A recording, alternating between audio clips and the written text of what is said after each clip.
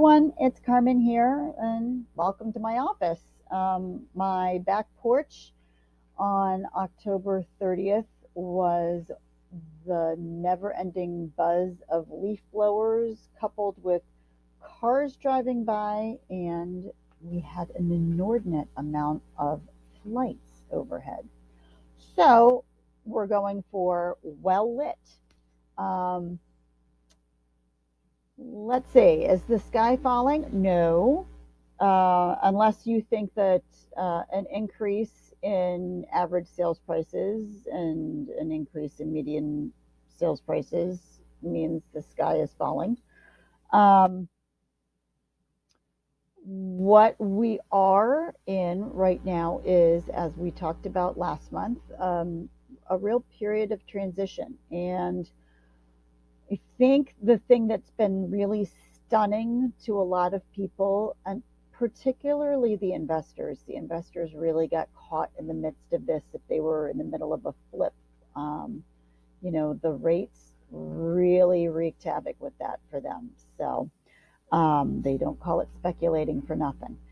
Um, but I think the rapidity of the increase in rates has really been just kind of staggering to a lot of people, including people, in real estate.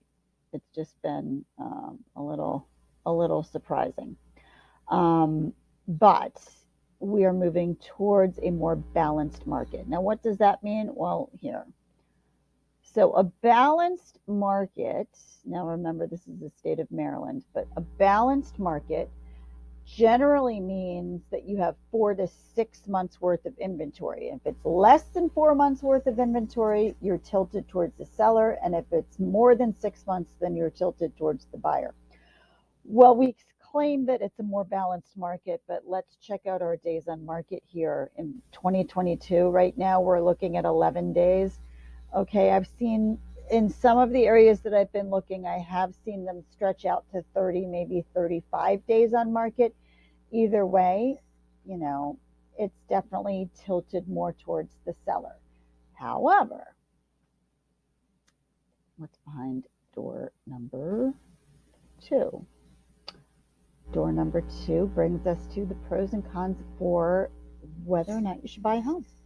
And I am going to say, I do not miss that searing hot market that we just had, where the buyers would walk into a house after, getting the alert on their phone that one just came up on 123 any street, and Carmen, come show it to me. And we would race over to the house, and you'd kind of look around like this, and you'd be trying all the lights in the rooms and looking to see what you could figure out, because you're not going to be able to get a home inspection. And oh, by the way, here's two more people at the door who are coming in to make a determination about whether or not they want to put an offer on the house. And it's Friday night, and we're trying to get offers written, because even though they said that they're due on Sunday, it's Saturday, and they're going to take an offer as soon as they find one that they like. And you could really just cut the stress with a knife. So, okay, here we go. Sellers, you're getting a very nice price. Buyers, you're paying a little bit of a higher interest rate. Okay, rates are never going to be something, unless you're one of those people with that 2 and 3/4 or 3% interest rate. You are not going to keep this loan for the life of the time that you live in the house.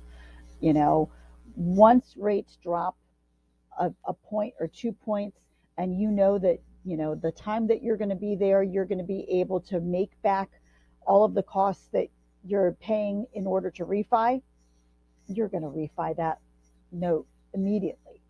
And I think the biggest shock is going from 3%, a couple of months ago, to 7.25% now, is, akin to, it was 80 degrees 2 weeks ago and now it's 40.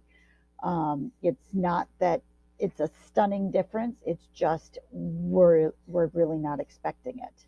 Um, but in turn, in exchange for those higher rates, buyers, you are having a lot of pros. You might be able to negotiate your price because there might not be three other people behind you, um, ready to step in. Sellers might be helping you out with some of those closing costs because remember, houses are, considerably higher in value now than they were 2 years ago. So when you stepped out of the market 2 years ago, you're going to be paying a little bit more now, but you have the opportunity for a home inspection contingency. And after you've had your contingency, you might be able to actually negotiate some of the terms. Um, the seller may be paying for some inspection repairs. So that 30-year-old furnace that they've been, kind of kicking down the road, they may be helping you with that. You can have an appraisal contingency, which, by the way, may also give you a little bit of cash that, to use for your down payment because you won't have to pay that appraisal gap anymore.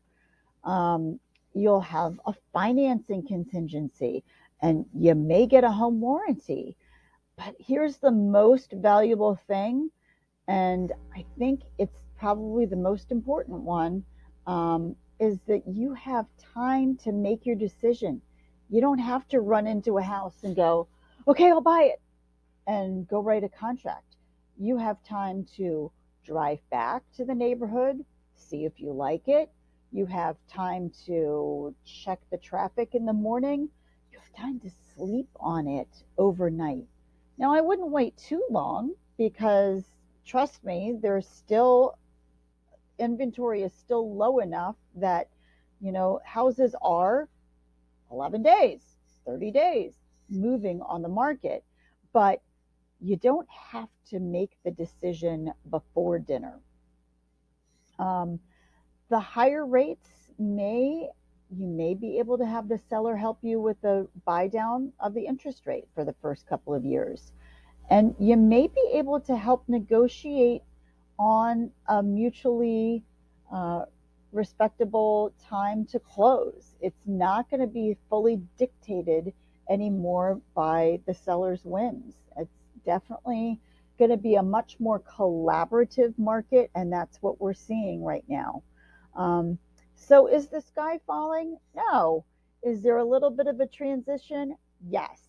Are we going to see 2009 all over again? Uh-uh. Um, no.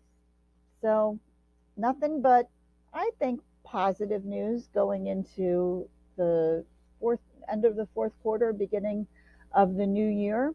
Um, and so, as always, whom do you know who's looking to buy or sell? I am happy to help them, and I will see you next month, maybe on my back porch. Have a great evening.